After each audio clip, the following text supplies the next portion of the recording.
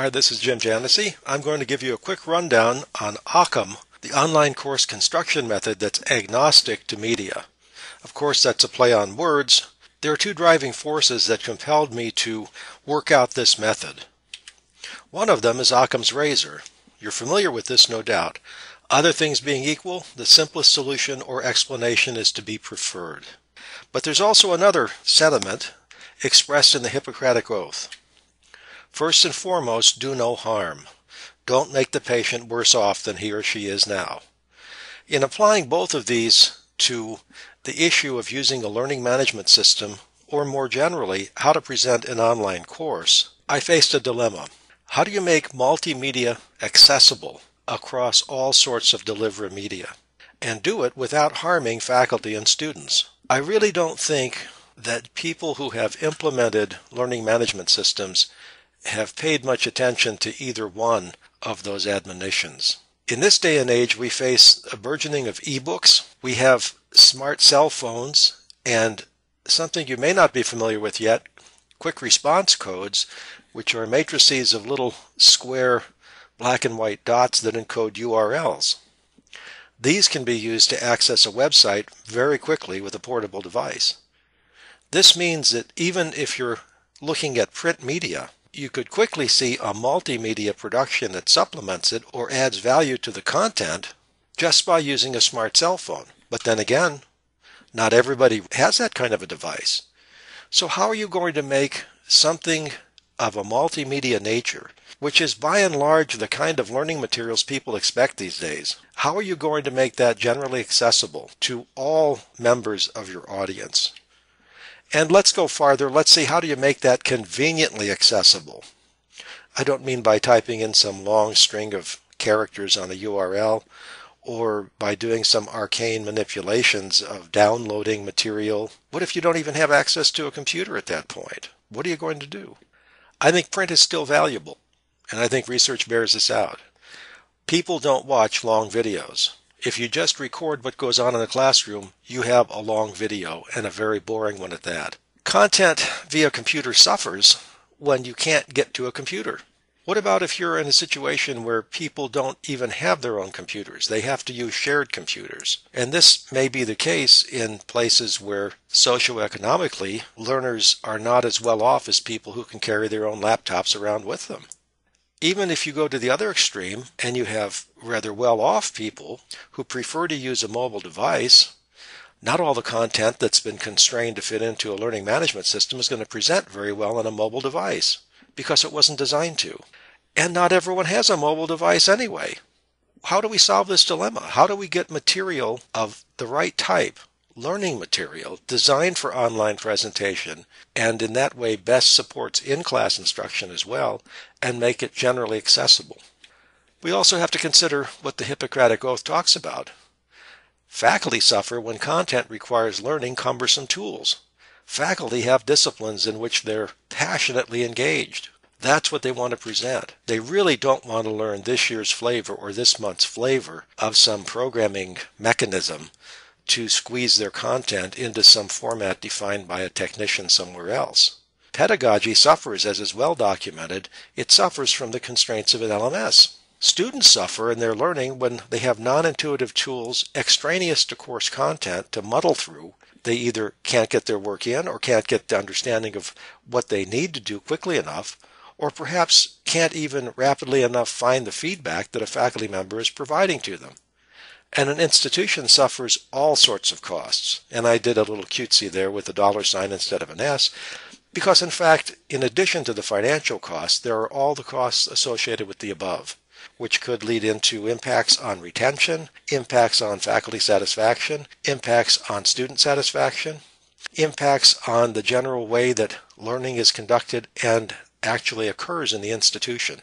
For all these reasons, thinking out of the box really is something that people need to start doing at this point where technology has made so many other options available to a canned proprietary learning management system. It's often the case that when an institution wants to approach the issue of online teaching, we decided in the faculty council that we're going to approach online teaching, so we need to start evaluating learning management systems and decide which one to get. Wrongo. Bad thinking. Evaluate your content and pedagogy. Decide if you even need a learning management system, and the chances are today you don't. Here's how you can go a la carte. Use common tools like Word and PowerPoint, or whatever word processor and presentation tool you're familiar with and your faculty are familiar with, for the content, and work out the content as it should be presented for online purposes. Don't worry about the learning management system. You can even use just plain old PDFs for delivery of all these materials. And that's the simplest thing to do. Word 2007 and beyond outputs PDFs. PowerPoint outputs PDFs. Marvelous mechanism for making things accessible. And if you do feel that you need to keep some things private, as indeed you would have to with discussions or exercises or online final exams or perhaps even some content, you can subscribe to a hoster for Moodle, an open source, very capable learning management system that does not have a long learning curve, and it's as cheap as $1 a person per year. I personally have experience with this, and I would highly recommend it. If you're interested, I can give you the names of some outsourcers that do this. You don't have to have any connection between this kind of a learning management system and your student system. It isn't necessary. People establish their own accounts all the time on social networking sites, assign an enrollment password, and let the students sign up. What could be simpler? So the solution I came up with this play on words of Occam. Let's rethink low-cost workbooks. Let's integrate simple tools. And let's innovate on the web. And that's exactly what's been accomplished. So I'm going to share some of this with you. This is the format. I would call it an Occam workbook design. Now I'm going to explain various parts of this to you. I've written the material on the left side of the screen. This was an effort to replace an expensive textbook for an introductory survey class with materials that I could easily put together. I could easily do videos, and I can easily refer to existing web resources to cover everything that's necessary to cover. There was no need to have an $80, 1,000-page textbook that covered everything from soup to nuts and couldn't possibly be covered in the term. It isn't necessary. This could be provided as an ebook, which indeed I've been doing, or in the future it'll go into a print workbook for this reason. The facing pages provide a place for students to consolidate information they acquire from a variety of sources. Now, they acquire information from what I've written. They also acquire it from videos that I've put out there or videos that I access that other people have put out there. Don't discount that. That's a tremendous resource. How do we make this accessible? Let's talk about the three ways. When this is an ebook, obviously the little hyperlinks in here work. You click on them, you see the video. But in the future, the entire workbook, the 4 units of it, the 4 chapters, will not be accessible as an ebook. I think there's some real benefit to having it in print. So the first chapter will be there. That means after that chapter, the students will buy a workbook that costs perhaps $15 or $20. There's a very fine publisher that handles this. I don't pay to have this published. With anything else I've published, normal textbooks, I get a royalty. The publisher wants to publish it. And that's exactly the case with the workbook publisher that I can recommend to you, Stipes Publishing. They publish your material. You provide it to them camera ready. They publish it, they assign an ISBN number, and it goes into the bookstore. You don't touch it. You don't touch the money associated with it. The royalties are rather meager because the book doesn't cost very much. It's only printed black and white. It goes into the bookstore for $15 or $20, perhaps $25 at the most. It's very accessible for students to get this, but let's consider the issue once again. It's no longer an ebook, so for chapters 2 and beyond, these little links don't work. How else do students get to the videos? Well, here's a new development. This is a QR code, a quick response code developed by Toyota in the 1990s and used to label parts in the automobile manufacturing process. These can encode several thousand characters, but the current use for them, the widespread use that you'll see more and more on advertising, on billboards, anything where a camera and a cell phone can be pointed at it, can interpret what's in there, and what's in there is customarily a URL. With many cell phones, you simply point it at this, and it automatically scans it and goes and starts presenting the website. I have an iTouch from Apple. It does exactly the same thing. I push a button in that case, though. It scans it, and it goes straight to the website. This works just fine if you have that kind of a device when you're reading a paper book. If you don't have that kind of a device, how are we going to provide for people to get the video? Because some of the content is in the video. And remember, this page is intended not just to convey the QR codes, but also to take notes. I've found that study habits have really kind of slipped. People don't have a very good way of consolidating information from a variety of sources. This does provide that. A very inexpensive workbook that you can write in. You can write notes here based on what you're gathering from the videos, which you might be gathering from here or from other sources. Why not get it all together in a very inexpensive workbook? These are the QR codes I'm talking about. Each of them is different. Each of these is simply a URL that I encoded by going to a free website, putting in the URL, and it gives this back to me as an image. I just include it as a picture using Word when I set these pages up. These little markings that look like subscripts each refer to one of those. As an ebook, you would have clicked that hyperlink. With a smart device, you scan the QR code. But what do you do if you're reading this, and that's just an expansion of that text? What are you doing when you're reading this and you don't have that sort of a device? Not everybody has that sort of a cell phone. They're expensive. This is the nut that had to be cracked. And I'm going to show you how I did it. You might want to copy the same mechanism because it does extend the capability to deal with multimedia straight out of print, even without a QR code. And here's the way it's done. These are actually numbers. You see them as hyperlinks because I've set them up that way, but the number value itself has a meaning.